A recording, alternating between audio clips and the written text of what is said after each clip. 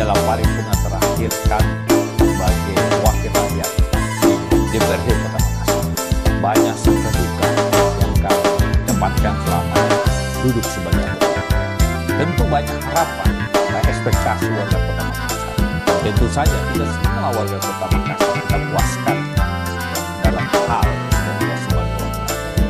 Tapi yakinlah niat baik dan pengabdian kami di selama 5 tahun semua tulus ikhlas untuk warga Kota Makassar.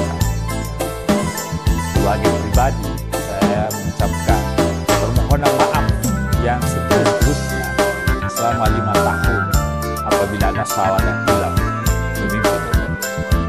Insya Allah jalan pengabdian berikutnya bagi anggota Dewan Perwakilan Rakyat Republik Indonesia mewakili Dapil Sulawesi Selatan khususnya Kota Makassar senantiasa bisa membawa aspirasi warga Kota Makassar yang saya cintai.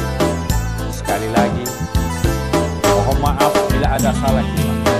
Terima kasih atas support, dukungan, doa selama ini sehingga saya bisa berjuang membawa aspirasi warga Kota Makassar dalam masa jabatan masa bakti 2019-2020. Terima kasih kepada seluruh warga Kota Makassar yang saya cintai.